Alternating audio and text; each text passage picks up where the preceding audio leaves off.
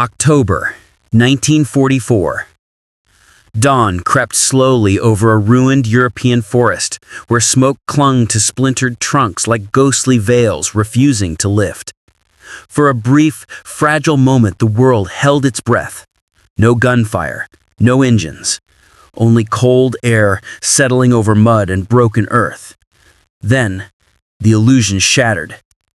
A deep rumble surged through the valley, vibrating in the bones of every exhausted soldier. Before minds could process it, an artillery shell tore overhead with a metallic scream that felt almost alive. Explosions ripped open the ground in violent bursts, flinging dirt, bark, and twisted shards of metal in chaotic spirals.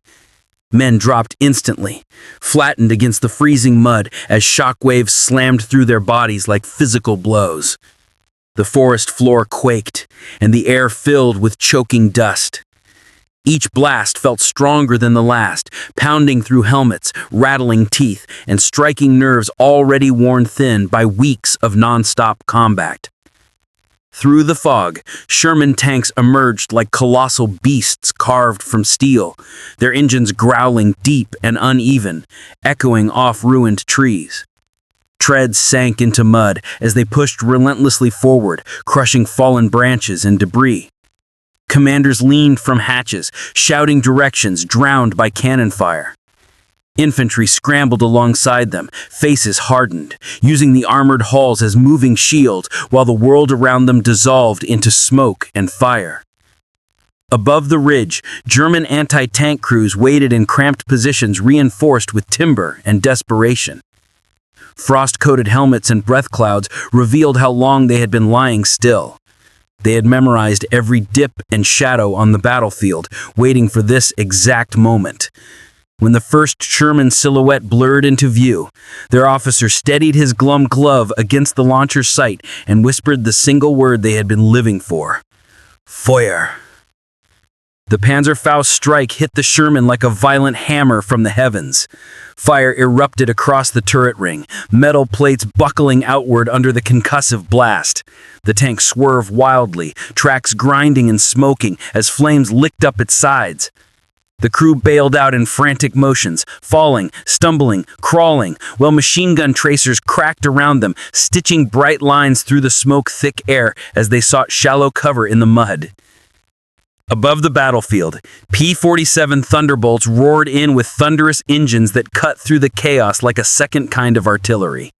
Their wings glinted briefly in the hazy light before they banked sharply, searching for enemy flashes hidden beneath the canopy. When the pilots identified the anti-tank nests, they dove with unrestrained aggression, 50 caliber guns roaring, bombs detaching in perfect arcs before plunging down to reshape the forest floor. The bombs landed with devastating intensity. The forest convulsed as geysers of dirt and fire shot upward. Bunkers folded into themselves, timbers snapping like brittle bones. German gunners were flung backward by the shockwaves, ears ringing, vision swimming. Smoke billowed into thick pillars that swallowed the tree line, turning daylight into an eerie half-darkness. The earth groaned beneath the onslaught, as if protesting the violence carved into it. Yet from hidden dugouts, grenadiers surged forward with the grim discipline of men who had nothing left to lose. They dashed between burning stumps, shifting through pockets of smoke with rifles tight against their shoulders. Their boots struck frozen ground in determined rhythms as they attempted to reclaim the shattered ridge. Faces hardened, breath ragged, they fought to push the Americans back before tanks tightened their iron grip on the hillside. Gunfire erupted as infantry collided at close range. Muzzle flashes illuminated terrified faces, eyes wide with adrenaline, grit, and disbelief. Men ducked behind uprooted trees, firing blindly through thick smoke that curled around them like a living fog. Bullets shredded bark inches above helmets, and every ricochet sparked panic. Each meter of ground demanded courage, luck, and often blood. The forest became a maze of violence with no clear direction but forward. Then, through the swirling smoke, a Panzer IV rolled into view like a dark omen. Flames from a burning farmhouse behind it gave its armor a molten glow as the turret swung to face an advancing Sherman. For a heartbeat, both tanks stood motionless, two steel titans poised for destruction. The duel stretched seconds into eternity before both cannons fired, producing twin thunderclaps that shook the valley to its core. When the dust settled, one tank lay burning violently. Its turret warped and twisted as flames consumed its interior. The surviving tank limped forward, its tracks damaged, armor dented, but still firing to support infantry scattered across the valley floor. Medics dashed between craters to pull wounded men from danger, dragging bodies through mud that clung heavily to their uniforms as the sky flickered with fire above them. Artillery erupted again, this time from both armies in overlapping barrages that turned the valley into a deafening vortex of destruction. Shells cratered the ground in rapid succession, tearing away what remained of the forest structure. Men took shelter anywhere they could, behind shattered trunks, broken equipment, even fallen comrades. Shrapnel buzzed overhead in lethal swarms, sometimes hitting with dull thuds, sometimes slicing clean through.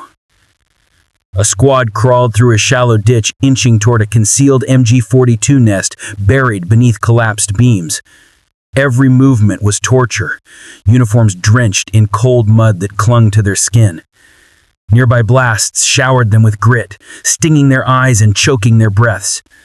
The sergeant scanned the ground ahead, signaling the attack, a silent reminder that unless this gun is destroyed, no one else would leave the valley alive. Grenades arced through the air before disappearing behind the ruins. The explosions were deafening, shaking loose fragments from the barn's skeletal remains. The squad charged through the dust cloud, firing in rapid bursts as they cleared the nest. German defenders fell back under the sudden assault. The air filled with smoke, splinters, and the metallic scent of blood. No one spoke as the squad regrouped. They only exhaled. Across the valley, Shermans maneuvered through a gauntlet of obstacles, smoking craters, uprooted trees, shattered fences. Turrets rotated constantly, scanning for hidden threats. One tank pounded a fortified stone shed with repeated blasts until the entire structure collapsed in a heavy roar of rubble. The recoil rattled the tank, shaking loose spent shells and debris that clattered across the metal hull like heavy hail. Deep in the trees, German mortars thumped in steady, deadly rhythms. Their shells rose into arcs before dropping with pinpoint accuracy. Explosions threw soldiers into the air or slammed them against twisted tree trunks. Survivors dragged themselves through mud toward faint patches of cover, coughing violently as smoke seeped into their lungs. The air tasted of dust, fuel, and bitter cordite. Smoke thickened until visibility shrank to arm's length. Figures drifted like ghosts through the haze, every shadow a possible threat. Soldiers strained their eyes to distinguish uniforms, voices cracking as they called out to avoid friendly fire. Every rustle of leaves, every snapped twig sent adrenaline surging. The forest felt alive, not with nature, but with the echoes of terror and anticipation. By late afternoon, fires burned openly across the hillsides, casting warped orange glows that danced across shattered trees. The forest crackled with heat.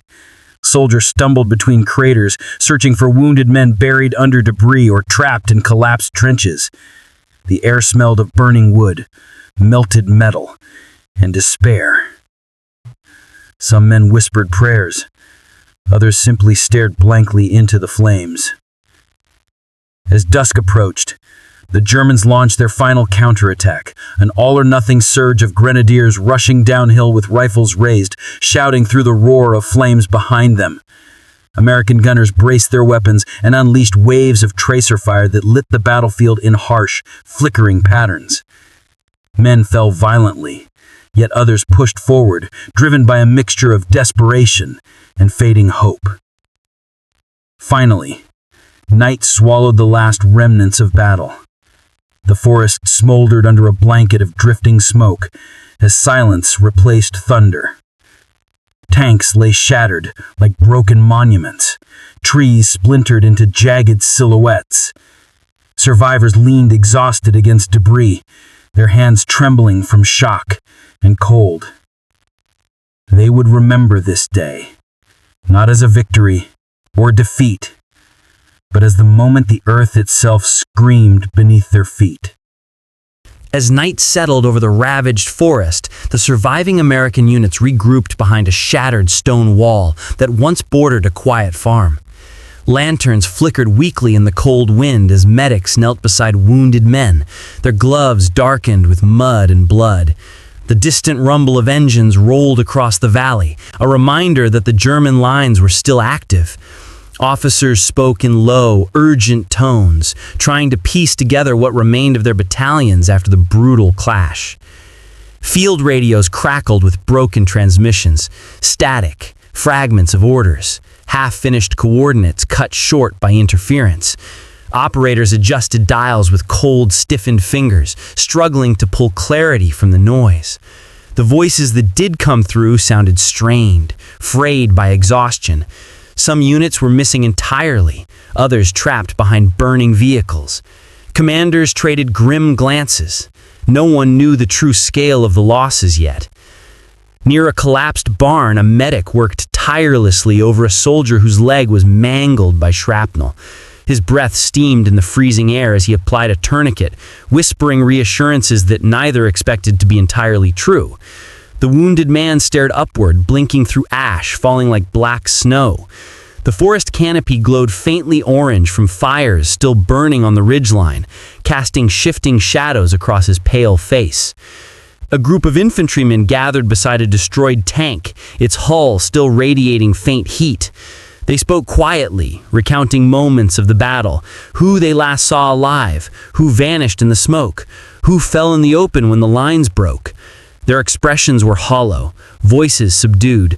One soldier traced the tank's scorched armor with trembling fingers, as if touching a fallen comrade. The machine had been their shield, their anchor, and now it was a tomb of twisted steel. Further up the slope, a company captain reviewed a hand-drawn map under the wavering glow of a flashlight. The terrain lines were smeared with dampness, but the plan had to continue. Reinforcements were hours away, and the German counterattacks were expected to resume before dawn. Every decision weighed heavily. He paused, listening to distant artillery, aware that he was sending men into darkness already filled with ghosts. Along the tree line, German survivors were also reorganizing.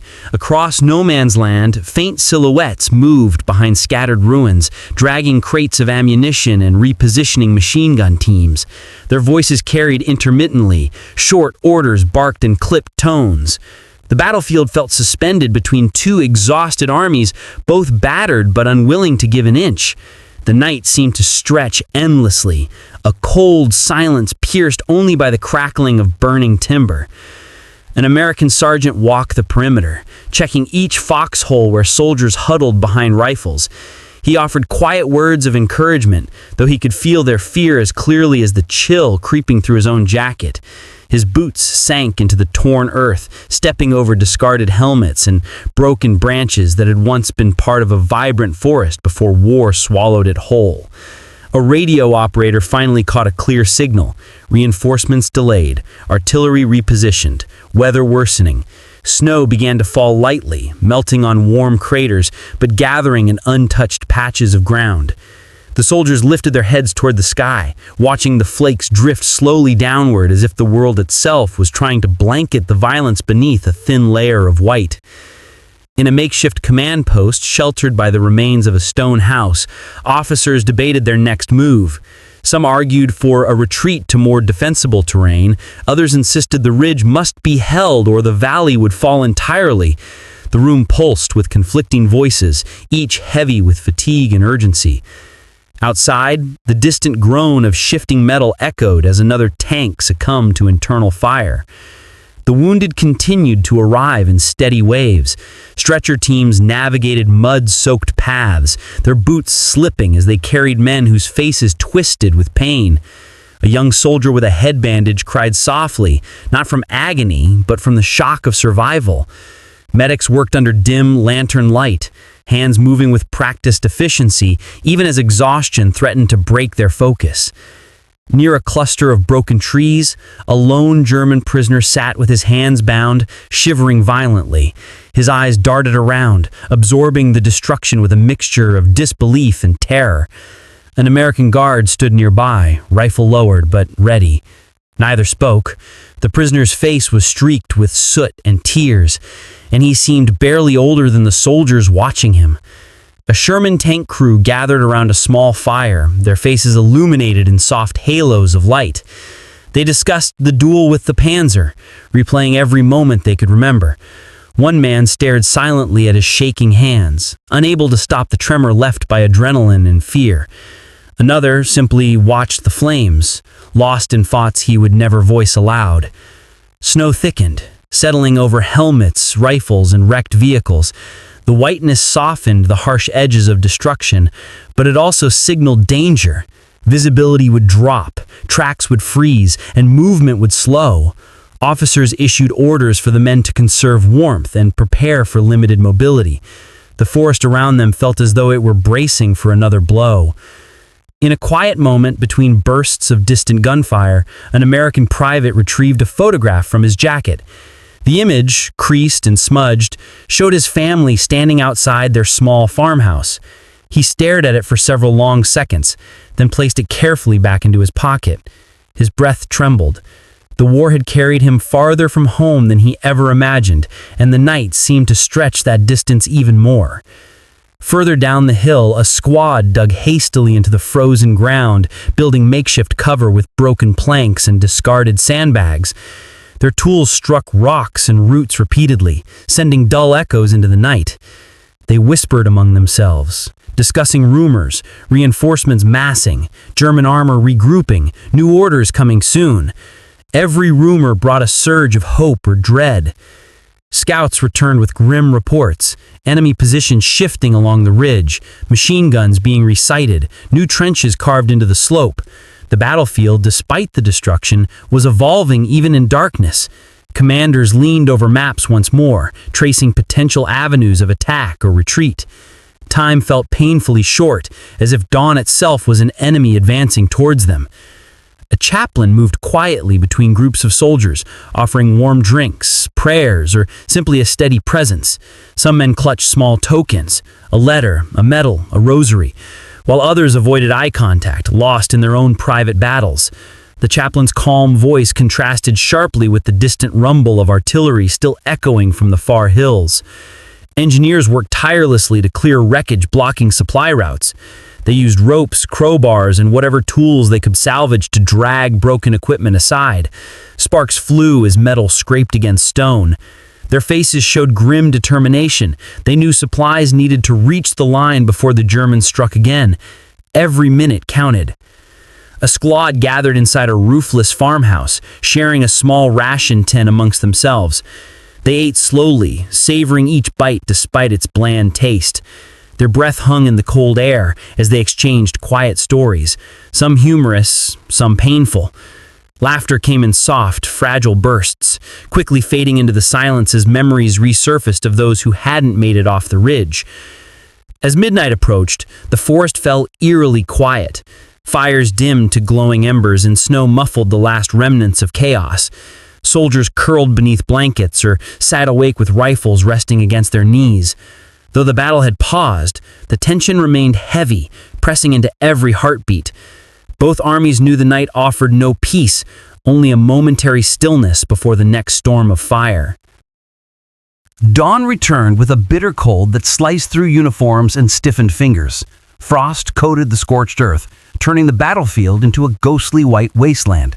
American soldiers rose slowly from shallow shelters, eyes sunken from a night of restless vigilance. The horizon glowed faint orange behind smoke columns that still drifted from the ridge. Everyone sensed the same truth. The Germans would attack again, and the morning would bring no mercy. The first warning came from the distant thrum of engines rolling across the frozen valley floor. Scouts pressed binoculars to their eyes, breath-fogging lenses as shapes emerged through the morning haze, armored silhouettes advancing in deliberate formation. The sergeant whispered a curse under his breath. Panzer reinforcements, larger than before. The Americans braced, gripping rifles with hands that trembled less from the cold than from memory of yesterday's devastation. Mortar teams scrambled into position, kicking snow away from firing plates as they loaded their first rounds. Officers shouted coordinates above the rising engine noise. The ground quivered gently as the German armor closed in. A corporal muttered a prayer before dropping the firing pin. The mortar tube barked sharply, sending a round arching high into the pale sky. Soldiers watched it disappear, then waited in agonizing silence for the distant impact. The explosion bloomed behind the leading Panzer, showering snow and debris across its hull. But the tank pushed forward undeterred, its armored frame shrugging off the blast. Machine gun fire erupted from its mounted turret, cutting through exposed branches and peppering the American line. Men dove behind logs and crater edges, faces buried in cold earth as the barrage intensified. The forest echoed with the metallic scream of incoming rounds. Sherman crews rushed toward their vehicles, climbing onto icicle-coated ladders and dropping into hatches. Engines roared to life, coughing clouds of exhaust before settling into heavy growls. Inside the cramped interiors, crewmen exchanged brief glances, fear mixed with determination. One driver tapped the photo of his child taped to the dashboard. Then the tank lurched forward, treads crunching frozen soil, advancing to meet the enemy's steel with their own. The clash of armor resumed with renewed ferocity. Cannon blasts rattled the forest as shells streaked between trees like burning comets. One Sherman fired through a cloud of smoke, its round smashing into a Panzer's side with a deafening crack. The German tank staggered, but remained functional, its turret swiveling with grim purpose. Fire erupted from its main gun, sending an explosive shockwave rolling across the snowy hillside. Infantry rushed alongside their armored support, slipping over ice patches as they advanced between burning stumps. Their breaths puffed into the air in frantic bursts. Machine gun teams set up positions behind overturned sleds and shattered fences, feeding belts with numb fingers. The crack of rifles merged with the thunder of heavy guns, creating a chaotic symphony that reverberated across the valley. German grenadiers emerged from the tree line with chilling coordination. They sprinted from cover to cover, tossing grenades with practiced precision. Explosions erupted near American foxholes, spraying snow and soil into the air. One soldier was thrown backward, landing hard on his back, helmet skidding away across the frozen ground. His squad dragged him back behind a fallen log as bullets snapped overhead like angry insects. The air support arrived just as the American line threatened to collapse. 3 P-47 Thunderbolts tore through low clouds, engines howling. Their shadows raced across the snow as they angled downward, targeting enemy armor clustered near the ridge. The first plane released its bombs in clean, deadly arcs. The valley shook as fireballs blossomed around the advancing panzers, scattering infantry and panicked retreat. The Germans answered with flak bursts that filled the sky with dark puffs. Shrapnel whirled through the air as pilots zigzagged through the hostile storm. One Thunderbolt caught a direct hit, its wings shearing off in a violent spiral. The aircraft descended in a flaming arc, crashing into the tree line with a dull, gut-wrenching thud. Soldiers on the ground froze for a heartbeat, stunned by the sudden loss. On the eastern slope, American riflemen pushed uphill through knee-deep snow, weapons tight against their chests. Their boots sunk into the crust with each step, leaving trails behind them. The ridge was choked with smoke, making visibility nearly impossible. Men advanced blindly toward muzzle slashes, firing into shadows that darted between shattered trunks. Every few seconds, the forest erupted into chaos as another artillery blast shook the ground. Inside a collapsed dugout, a lieutenant coordinated the defense with fading calm. Sweat beaded on his forehead despite the cold. He barked orders into a radio that crackled with static, trying to redirect tank support to the crumbling south flank. Maps lay spread before him, corners torn and stained with mud. Each second felt like a race against time, and the lines he tried to hold were dissolving fast. Machine gunners at the center of the line were running dangerously low on ammunition. Their belts dwindled and their boxes sat nearly empty. Sweat and snow mixed on their brows as they scanned for supply runners. One finally arrived, sliding behind their position with crates in hand. The men exchanged brief, tight nods before reloading. Another wave of German infantry surged from the haze, and the guns roared back to life seconds later. The forest floor shook violently as another panzer attempted to break through the left flank. Its massive frame plowed through fallen branches, metal screeching against metal as it pushed aside obstacles. Infantry beside it shouted commands over the clatter of treads. The Americans responded with a coordinated volley of bazooka fire. Smoke trailed behind the rockets as they slammed into the tank's hull, one finally punching through and sending the vehicle into a burning halt. As the flames engulfed the Panzer, German soldiers scrambled away from the wreck, some shouting orders, others simply fleeing the inferno. American riflemen opened fire, forcing the retreat to scatter. The smoke rising from the burning tank swirled with snowflakes, creating a surreal, almost dreamlike contrast between fire and winter. Soldiers stared briefly, mesmerized, before ducking as a new barrage tore through the woods. Medics sprinted between craters to pull wounded men from collapsing trenches. Their arms grew numb from dragging bodies across frozen ground, boots slipping on ice as artillery shook the earth beneath them. A medic knelt beside a soldier with a chest wound, whispering assurances through chattering teeth. His eyes flickered weakly, snow settling on his lashes as he struggled to breathe. The sky darkened as thick clouds rolled in, muting the battlefield beneath a heavy gray blanket. The world narrowed into short bursts of visibility, brief windows where a distant shape became an enemy soldier before vanishing back into the haze. Soldiers fired at silhouettes, hoping instinct would save them where sight failed. The wind picked up, carrying the cries of the wounded across the frozen expanse. Further along the ridge, the Germans launched a desperate bayonet charge. Their voices echoed through the trees as they vaulted over debris, weapons raised high. The Americans braced themselves, locking bayonets and preparing for brutal close combat. Snow flew into the air as both sides collided in a chaotic melee of shouts, grunts, and the sharp clang of metal ringing through the forest like a macabre rhythm. At last, the German momentum faltered. Exhaustion, losses, and the weight of relentless Allied fire began to break their push. Troops withdrew into the fog, dragging wounded with them. The battlefield gradually fell into a strained quiet, broken only by distant artillery and the soft crackle of fire still burning across the valley. Soldiers stood with heaving chests, gripping rifles tightly, not daring to relax. As the final echoes of the clash faded, the American line held, barely. Smoke drifted across abandoned helmets and shattered rifles. Tanks sat immobilized like hulking carcasses of war. Survivors leaned on their weapons, faces pale, eyes glazed from adrenaline and shock. They had withstood the storm, but dawn revealed a valley scarred beyond recognition. The war had taken yet another piece of their souls. The snow had stopped some time before dawn, leaving the valley covered in a stark white sheet that contrasted violently with the black scars of battle. Smoke curled from shattered tanks, weaving upward like slow-moving ghosts reluctant to leave the field. American soldiers moved cautiously among the wreckage, stepping around abandoned rifles and fallen branches.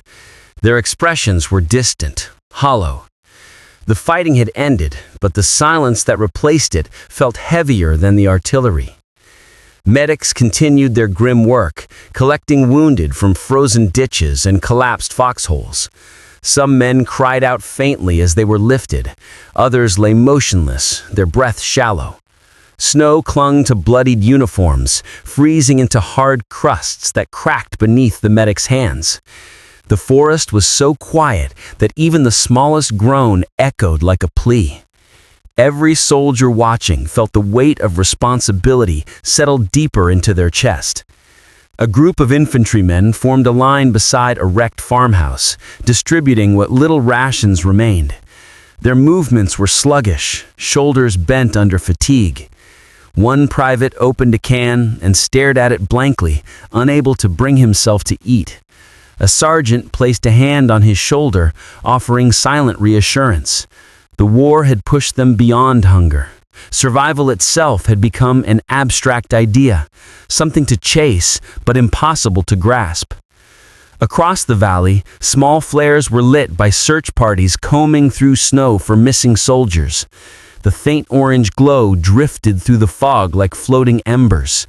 A corporal whispered each name he found, hoping to hear a response, even when he knew none would come. When he discovered a set of footprints leading into deeper forest, he hesitated, fear rising like a cold tide. The war had taught him that silence often meant danger lurking. German prisoners were gathered near a collapsed barn, guarded by 2 American riflemen. Their faces were unreadable, some frightened, some resigned, some simply numb. One prisoner clutched a torn scarf to his face, as though shielding himself from a world he no longer recognized. The guard watching him didn't speak. He understood that fear. He carried the same haunted look in his own eyes after seeing what the battle had done. The command post had moved into the remnants of a stone house where the roof still held. Inside, officers huddled around a barely readable map, marking new positions and calculating losses. The air smelled of wet wood, burned fuel, and sweat. Every time the wind pushed through a broken window, it carried faint echoes of yesterday's gunfire, reminding them that another attack could come at any time. No one dared to relax. Near the ridge, a signal corps team struggled to repair a radio dish damaged by shrapnel. Their hands were numb, fumbling with frozen metal parts. When the device finally crackled back to life, they exchanged tired smiles. Clear communication meant survival. Through static, they heard distant units reporting similar devastation. Multiple sectors had collapsed, others barely held. The war front was unraveling in slow, painful lines. A young private knelt beside a fallen tree, scribbling a letter on damp paper. His handwriting shook with cold and emotion as he wrote to his mother, describing what he couldn't bring himself to say aloud. He paused often, staring at the ink smears, trying to find words that wouldn't break her heart. But the truth was impossible to soften. War had changed him in ways he hadn't yet understood. On the far left flank, engineers worked tirelessly to rebuild defensive trenches. They hammered wooden planks into frozen soil, while their breath hung in the air like white ribbons. The sound of their tools echoed across the quiet valley, filling the space where gunfire had raged the day before. Their faces were drawn with fatigue, yet every blow of the hammer expressed stubborn determination. The ridge would not fall easily again. A chaplain led a small group of soldiers in a brief moment of prayer beside a smoldering crater. They bowed their heads, helmets brushing against each other. Some whispered words of gratitude for surviving. Others remained silent, unsure if they deserved to. The chaplain's voice trembled not from cold, but from the pain of knowing he could not save the men he had blessed only hours earlier. Farther down the valley, a Sherman crew inspected the remains of their immobilized tank. Its armor was torn open like a metal wound, revealing the charred interior. The gunner placed his hand on the hull, eyes clouded with grief. He had lost 2 friends inside when the shell struck. The camera-like stillness of the moment made time feel suspended, as though the tank itself mourned its fallen crew. Snow began to fall again, gently at first, then heavier. It softened the jagged edges of destroyed equipment and coated the ground in a deceptive calm. Soldiers looked upward, letting flakes land on their faces. For a moment, the war fell away, replaced by memories of winters back home. But the illusion didn't last. The snow also meant worsening conditions. Supplies would freeze, movement would slow, and visibility would vanish. A field cook set up a battered stove inside the partial shelter of a collapsed stable. He warmed the pot of thin soup, the steam rising through holes in the roof. Soldiers approached with metal cups, hands shaking as they held them out. The cook offered a quiet smile to each man. It was the only warmth he could provide. Their gratitude was silent but unmistakable. Small comforts mattered more than ever. On the ridge, scouts reported seeing German troops pulling back into deeper forest.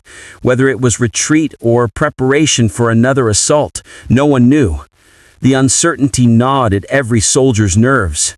A lieutenant adjusted his binoculars, scanning the distant tree line. His expression was tight, jaw clenched. He had learned long ago that the most dangerous moments often came after the gunfire stopped. Back at the burned-out house, an American squad gathered around a makeshift fire. They shared stories in hushed tones, fragments of life before the war, stolen kisses, summer jobs, pranks from training camp. Laughter came tentatively at first, as though the forest might punish them for it. But slowly the warmth of camaraderie pushed against the cold weight in their chests. Yet the laughter faded when a medic approached, carrying dog tags collected from the battlefield. He handed them to the sergeant, who looked down at the metal pieces with trembling hands. Names he recognized, men he had fought beside. The squad fell silent as the sergeant read each name aloud. The forest swallowed the words, but the weight of them lingered like a shadow. A sudden gust of wind swept through the valley, stirring smoke and snow into swirling patterns. Soldiers instinctively tightened their grips on rifles, nerves still frayed. For a brief second, everyone expected the roar of engines or the crack of rifles. But the gust passed, leaving only the soft creak of trees shifting under accumulated frost. Even peace felt threatening after so much violence. Engineers detonated charges to clear a blocked supply path, sending a shockwave rippling through the valley. The echo bounced off ruined buildings, drawing startled looks from weary soldiers. The blast was controlled, but it reminded everyone how quickly destruction could return. A corporal muttered that the war didn't know how to whisper, only how to scream. As evening settled, the sky blazed orange behind drifting smoke plumes. Torchlights flickered across the ridge as soldiers prepared defensive positions for the coming night. The valley felt like a wounded beast trying to heal while still expecting another strike. Soldiers lined up sandbags, checked weapons, and glanced toward the tree line where shadows lingered, stretching long and ominous across the snow. When darkness finally claimed the valley, a quiet resolve settled among the survivors. They had endured one of the fiercest clashes of the campaign, but the war was far from over. Fires burned low, sending faint sparks upward like tiny prayers. Soldiers sat in silence, staring into the vast, broken landscape. They did not speak of victory or defeat, only of enduring another day in a world consumed by fire and frost.